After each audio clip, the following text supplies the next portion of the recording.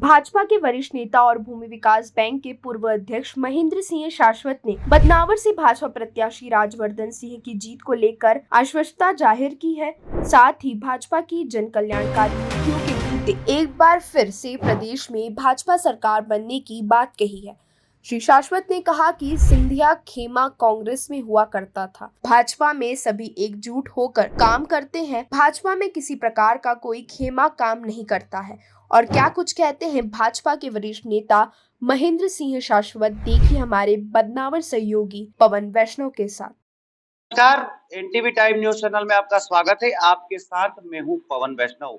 मध्य प्रदेश की 230 विधानसभा सीटों पर चुनाव होना है। बदनावर विधानसभा सीट भी उनमें से एक है। काफी कश्मकश है। कांग्रेस भाजपा दोनों ही दल अपनी अपनी रणनीति बनाकर चुनावी मैदान में है। यहाँ पर एक और जहाँ प्रदेश सरकार में औद्योगिक नीति एवं निवेश प्रोत्साहन मंत्री राजवर्धन सिंह दत्तेगांव भाजपा की ओर से प्रत्याशी है, तो वहीं दूसरी ओर यहाँ बदनावर से भाजपा की ओर से विधायक रहे भंवर सिंह शेखावत, जो कि अब कांग्रेस के नेता हैं। कश्मकश है। दोनों ही दल और दोनों ही प्रत्याशी पूरी रणनीति के साथ चुनावी मैदान में हैं। ऐसे में भाजपा के एक कद्दावर नेता जो पश्चिमी क्षेत्र के नेता कहे जाते हैं महेंद्र सिंह जी सख्तावत हमारे साथ है। जमीनी नेता है, आम जनों के बीच में एक खासा वजूद रखते हैं। भूमि विकास बैंक के पूर्व अध्यक्ष भी रहे हैं। आम जनों से एक जमीनी नाता रखते हैं, पारिवारिक रिश्ता रखते हैं। आइए चर्चा करते हैं महेंद्र सिंह जी सख्तावत जी से और जानते हैं कि किस प्रकार से बदनावर में चुनावी माहौल तैयार हो रहा है। नमस्कार सख्तावत जी। बदनावर में चुनाव होना है। दो बड़े नेता यहाँ पर चुनाव लड़ रहे हैं। भाजपा की ओर से राजवर्धन सिंह दत्तेगांव जी और कांग्रेस की ओर से भंवर सिंह शेखावत जी। क्या लगता है आम मतदाता का रुख किस ओर होगा इस बार?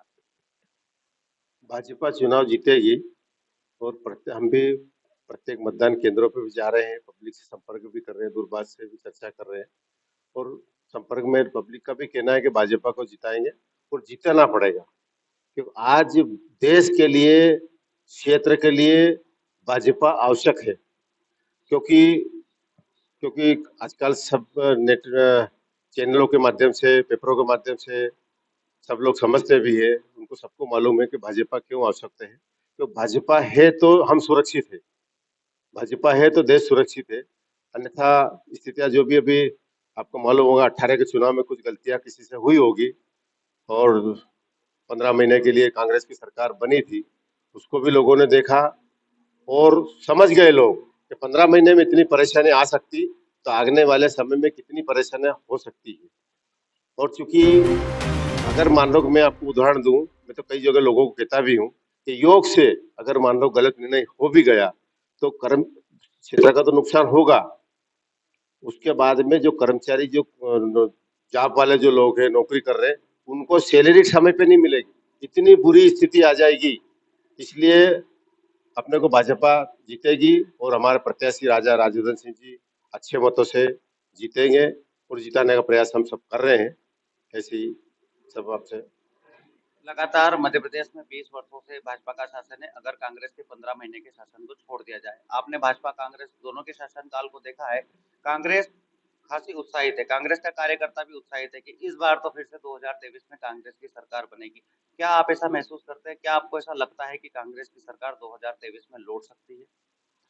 मैं आम जनता से तो ठीक है, पर कांग्रेस के जो नेता है, कांग्रेस के बंधु है, कांग्रेस के मतदाता है, कांग्रेस के कार्यकर्ता है, उनसे अनुरोध करना चाहूंगा कि 2003 को थोड़ा देख ले। 3 के पहले स्थिति मध्य प्रदेश की क्या थी, क्योंकि 3 के पहले सड़क नहीं थी, बिजली नहीं थी, स्वास्थ्य नहीं था, स्कूल नहीं था, सम्मान नहीं था, संस्कार नहीं था, देश नहीं था। हर जगह हमको कहीं ना कहीं नीचे देखना पड़ रहा था। इसलिए उनसे अनुरोध, बाकी तो जनता है ही भाजपा के साथ, पर उनसे भी मैं अनुरोध करूंगा कि वो भी 2003 की पहले की परिस्थिति देख ले। और अगर कुछ, क्योंकि पुराने लोगों को तो मालूम है, नया जनरेशन जो है उनको इतना नहीं मालूम कि 2003 के पहले क्या था। पर मैं उनको ये 15 महीने तो देख सकते हो। 18 महीने जो कांग्रेस की सरकार बनी, 15 महीने 18 में, तो ये कम से कम नया जनरेशन तो देख सकता है कि 18 महीने में या 15 महीने में कितनी दिक्कत आई है। आम जनता को दिक्कत आई है और प्रदेश के अन्य लोगों को भी दिक्कत आई है। तो ऐसी गलती नया जनरेशन भी नहीं करेगा, ऐसी मुझे पूरा विश्वास है। सत्तावत जी, मध्य प्रदेश सरकार के जो मुख्यमंत्री है शिवराज सिंह चौहान, उन्होंने एक महत्वाकांक्षी योजना चलाई, लाडली बहना योजना।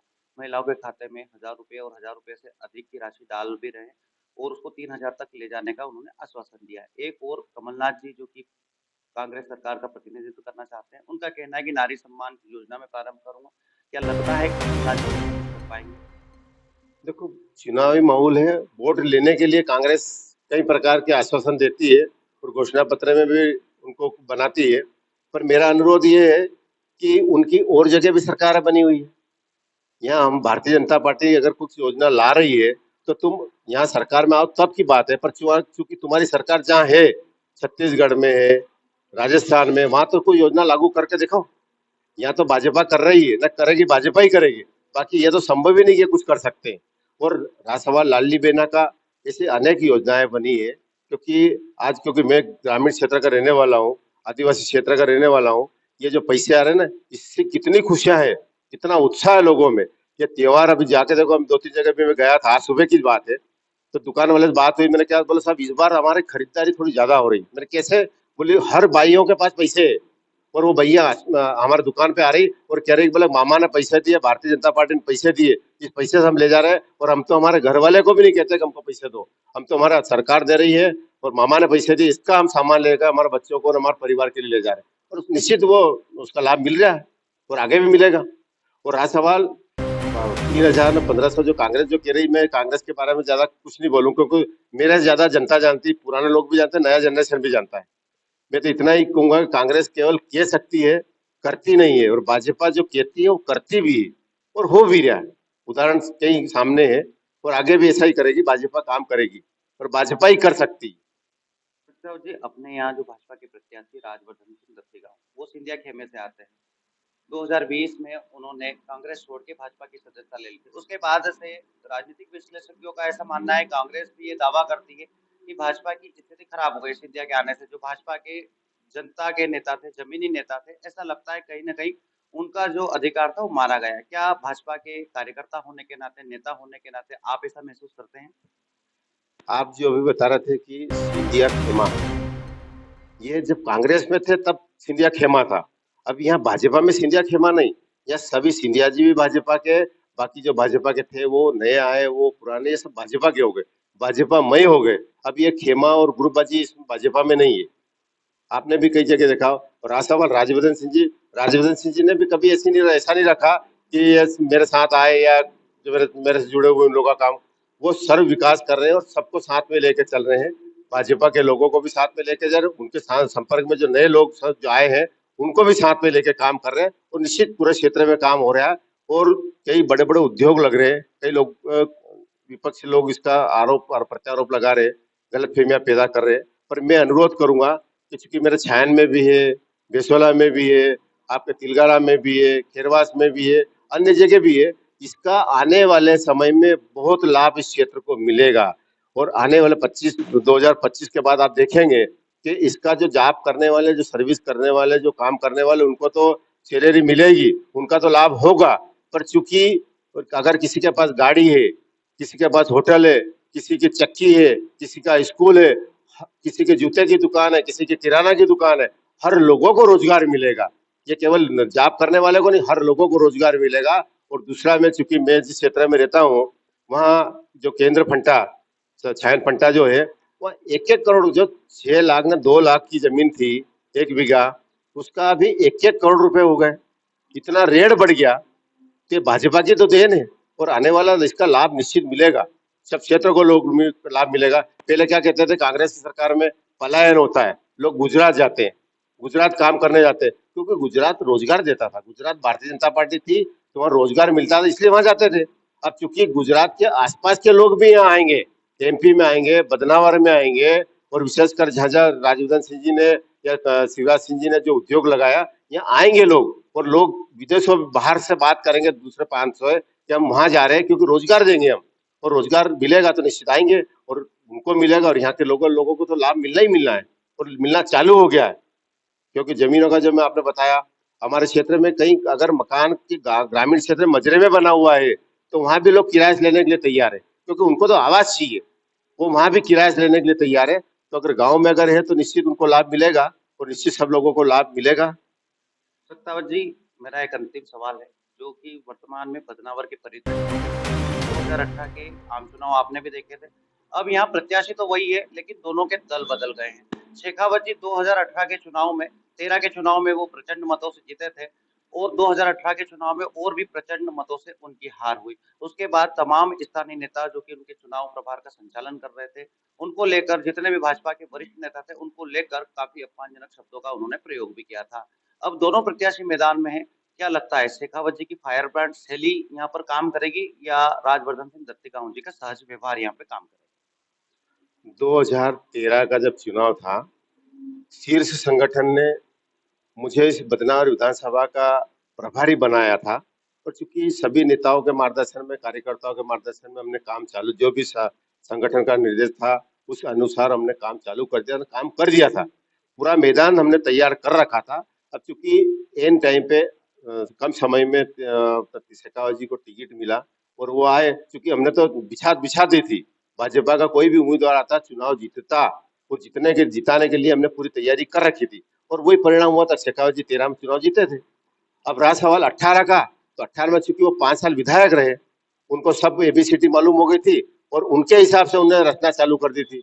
और मैंने तो कई बार उनको भी कहा था कि साहब कहीं कहीं गलतियां हो रही है, आप थोड़ा इसका सुधार करो, क्योंकि क्षेत्र में आक्रोश है, जनता नाराज है। और चूंकि वो कोई कारण से नहीं सुन पाए या जो भी कारण रहा होगा, उसका परिणाम 18 में मिला, क्योंकि हार का सामना करना पड़ा। हमने सबने, भाजपा के सारे लोगों ने काम करा, पर चूंकि जहाँ जनता नाराज हो जाती वहां आप कुछ नहीं कर सकते। कार्यकर्ता एक आध बार अगर नाराज हो गया, बैठ गया, तो उसको मना लेंगे, पर जनता अगर नाराज हो जाती है मालूम नहीं पड़ता, वो परिणाम के बाद ही मालूम पड़ता है। तो निश्चित वो परिणाम आपके सामने। और रहा सवाल आज की परिस्थिति, तो आज भारतीय जनता पार्टी की आवश्यकता भी पब्लिक को है, जनता को, क्षेत्र को है। और चूंकि हमारे राजवर्धन सिंह जी का भी अच्छा काम है और काम कर रहे हैं और सब मिलकर और सब कार्यकर्ता काम कर रहे हैं और निश्चित आगे भी काम करेंगे और भारतीय जनता पार्टी अच्छे बहुमत से बदनावर विधानसभा से जीतेगी और सरकार भी आपकी बनेगी। और आज मेरी कल कांग्रेस के कार्यकर्ता से बात हुई तो उन्होंने कहा कि यार आपकी 4-5 सीट धार जिले में जीत सकते हो, आप जीत रहे हो, तो लगाओ अंदाज कि पिछली बार तो 1 सीट हमारी धार जीते थे। आज कांग्रेस के लोग केरल के 4 और 5 जीत सकते हो, तो बता दो आपसे सरकार निश्चित बनना हमारी। कांग्रेस के लोग भी बात पर अंदाज लगा रहे हैं, और चूंकि हमको तो विश्वास है, क्योंकि हम तो काम पे विश्वास करते हैं, तो निश्चित हमारे कार्यकर्ता के भरोसे हमारी जनता भी हमारे साथ में है और निश्चित भारतीय जनता पार्टी का चुनाव प्रत्याशी हमारा राजवर्धन सिंह जी चुनाव जीतेंगे, सरकार भी हमारी बनेगी और आगे भी हम जो विकास की गति चल रही है इसको आगे बढ़ाएंगे, इसको रोकेंगे नहीं। और रोकने वाले कुछ रोक रहे हैं, पर चूंकि मैं उनसे भी अनुरोध कर रहा हूँ कि ये गति को चलने दें, तभी हमारा क्षेत्र का विकास होगा, अन्यथा परेशानी खड़ी हो सकती है। इसलिए गति जो चल रही है वो चलेगी, हम तो आगे बढ़ाते रहेंगे। तो ये थे पश्चिमी क्षेत्र के एक प्रभावशाली नेता महेंद्र सिंह सत्तावत जी, जो कि भाजपा प्रत्याशी राजवर्धन सिंह दत्तीगांव की जीत के प्रति आश्वस्त है, आम जनों के बीच में जा रहे हैं, भाजपा के पक्ष में मतदान की अपील कर रहे हैं। कैमरा पर्सन योगेश बैरागी के साथ बदनावर से पवन वैष्णव।